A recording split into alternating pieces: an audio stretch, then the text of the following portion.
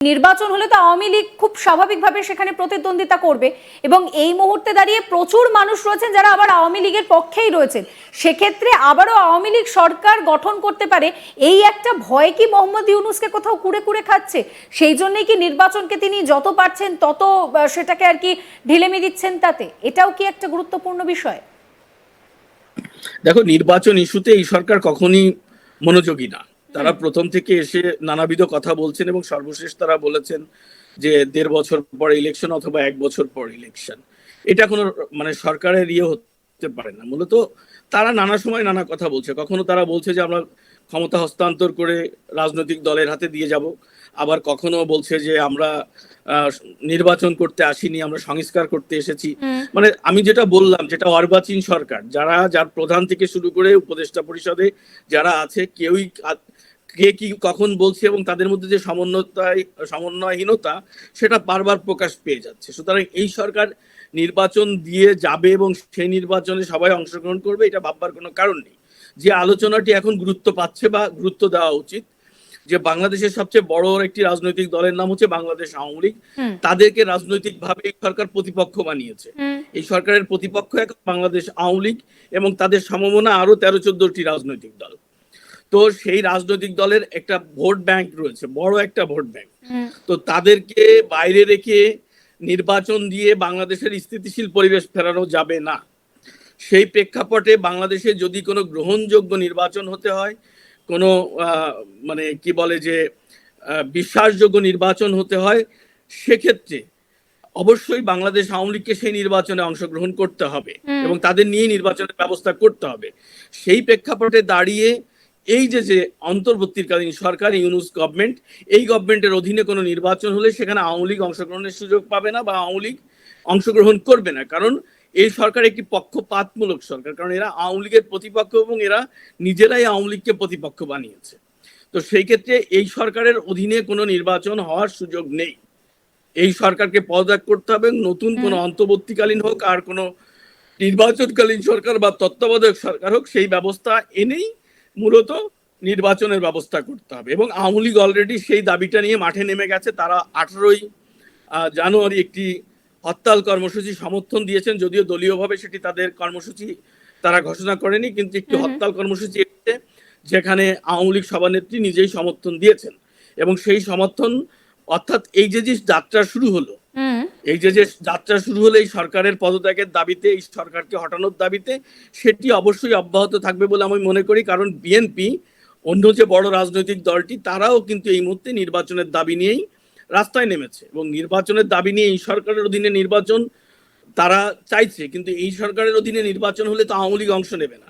আওয়ামী লীগ অংশ না নিলে এত বড় একটি সংখ্যাগরিষ্ঠ যে পার্টি, তাদেরকে বাদ রেখে নির্বাচন যদি হয়, সেই নির্বাচন স্থায়িত্ব লাভ করবে না এবং সেই নির্বাচন দীর্ঘমেয়াদী হবে না। তাহলে আন্তর্জাতিক পরিমণ্ডলে কূটনৈতিক যে তৎপরতা চলছে একটি গ্রহণযোগ্য নির্বাচন, সেই নির্বাচন দিতে হলে ইউনূস সরকারকে বিদায় নিতে হবে এবং নতুন কোন সরকারের অধীনে সেই নির্বাচনটি হতে হবে।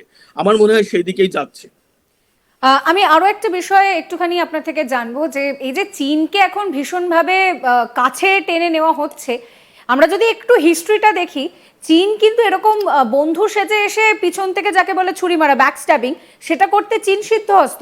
আমরা যদি শ্রীলঙ্কার কথা ধরে নিই, শ্রীলঙ্কাকে চীন প্রথমে বলল যে ঠিক আছে, এত সমস্যা হচ্ছে, আমি তোমাকে ঋণ দিচ্ছি, ঋণ ভরে দেওয়া হলো এবং তারপরে দেখা গেল যে শ্রীলঙ্কার ঠিক কি অবস্থা হলো। চীন সবসময় চেয়ে এসেছে যে তার যে আধিপত্য, সেই আধিপত্যটা সে বজায় রাখবে, সেটা প্রথমে বন্ধুসুলভ আচরণ করে, তারপর সেখানে পিছন থেকে ছুরি মারা। এই ক্ষেত্রে ইউনূস সরকারের ক্ষেত্রেও তো তাই হতে পারে। গলায় গলায় তো এখন ভাব চীন দেখাচ্ছে। অনন্য, এই কথা তো আমি শুরুতেই বলেছি যে চীন কারোর সঙ্গে বন্ধুত্ব করে না, চীন সবার সঙ্গে ব্যবসা করে। তো একজন ব্যবসায়ী, আমি তাদেরকে বলি নতুন কাবলিওয়ালা। কাবলিওয়ালা তো তুমি দেখেছো, পড়েছো। তো এরা নতুন কাবলিওয়ালা, এরা কারো স্বার্থের জন্য কোথাও আসে না, এরা নিজেদের স্বার্থের জন্য, ওদের স্বার্থের জন্যই আসে। এবং শ্রীলঙ্কার কথা তুমি বললে, শ্রীলঙ্কাকে তারা যেভাবে ড্যামেজ করেছে এই ঋণের বোঝা চাপিয়ে, এবং বাংলাদেশে তারা শেখ হাসিনার দূরদর্শী নেতৃত্বের কারণে তারা শেখ হাসিনাকে করতে পারেনি, সরকারকে বেকায়দায় ফেলতে পারেনি। কিন্তু শেখ হাসিনা সরকারের উৎখাতের পেছনে চীনের চীনের যে ব্যাপারটা, চীনের যে ব্যবসা বাণিজ্য, সেটাকে কোনো রকম সেই সংযোগটাকে তুমি উড়িয়ে দিতে পারো না। তো যে কারণে সে ব্যাপারটা এখন আওয়ামী লীগ রিয়েলাইজ করছে যে চীনের সঙ্গে এতটা অন্তরঙ্গ হওয়া তাদের ঠিক হয়নি। কারণ এটি কিন্তু প্রমাণিত এখন যে চীনের যে কথিত ইনভেস্টমেন্ট বাংলাদেশে, সেই ইনভেস্টমেন্ট অনেকটা শেখ হাসিনাকে পতনের জন্য দায়ী, এবং শেখ হাসিনা তিনি নিজেও তো চীন সফরে গিয়েছিলেন, রাইট, দায় বহন করে। তো এই পরিস্থিতিতে দাঁড়িয়ে ধরো চীন বাংলাদেশকে এখন ইউনূসের সরকারের সঙ্গে চীনের ব্যবসা বাণিজ্য করার খুব বেশি সুযোগ নেই, কারণ বাংলাদেশের উন্নয়ন কর্মকাণ্ড বড় কোনো মেগা প্রকল্প ইউনূস সরকার নিতে পারবে না। কারণ আমি তো বারবার বলছি যে সে নিজের মুখেই বারবার তার বক্তব্যের থেকেই উঠে আসছে ডক্টর মোহাম্মদ ইউনূসের যে আমি এই কাজের জন্য দক্ষ না, আমি আমাকে ধরে তিনি নিজেই কোথাও কি একটা অব্যাহতি চাইছেন এই মুহূর্তে দাঁড়িয়ে। হ্যাঁ, আমাকে বসায় দেওয়া হয়েছে এবং আমি সামনে যাদেরকে পেয়েছি তাদেরকে নিয়ে এই সরকার করছে। তো তাদের তো আসলে প্রতিহিংসামূলক কাজ ছাড়া বিরোধী, মানে বিশেষ করে আওয়ামী লীগ দমন, তাদের যে ষড়যন্ত্র, সেই ষড়যন্ত্র বাস্তবায়ন এবং ব্যবসা বাণিজ্য, বিশেষ করে দেখো তার সে একজন রাষ্ট্রপ্রধান, আইনি মাধ্যম মানে আইনি প্রক্রিয়া ছাড়া সে তার মামলাগুলো প্রত্যাহার করে নিল। এটি তো কোনো মানুষের ইয়ে থাকতে পারে না। হ্যাঁ, এবং সে এবং তার অনেক উপদেষ্টা পরিষদের সদস্যরা অনৈতিক ঘুষ বাণিজ্যের সঙ্গে, বদলি বাণিজ্যের সঙ্গে, নিয়োগ বাণিজ্যের সঙ্গে সম্পৃক্ততার অভিযোগ আসছে। আজকে ছাত্র সমন্বয়ক যারা আছে তাদের বিরুদ্ধে অভিযোগ আসছে।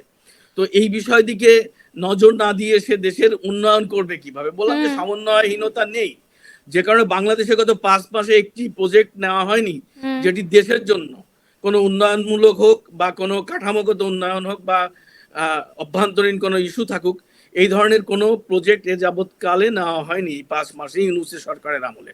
সুতরাং চীনের সঙ্গে তারা টিকে থাকার জন্য চীনের সহযোগিতাই চাইতে পারে, কিন্তু নতুন কোনো ব্যবসা বাণিজ্যে চীনের সঙ্গে জড়ানোর তাদের সুযোগ নেই।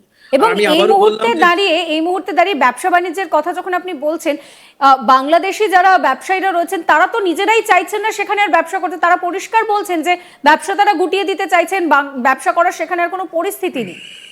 না, সেটি তো আমি সে কথা বললাম যে বাংলাদেশের আইন শৃঙ্খলা, মানে ব্যবসায়ের সবচেয়ে বড় সত্য হচ্ছে আইন শৃঙ্খলা। এখানে শ্রমিকের নিরাপত্তা নেই, এখানে মিল কলকারখানার নিরাপত্তা নেই, গার্মেন্টস ফ্যাক্টরির নিরাপত্তা নেই।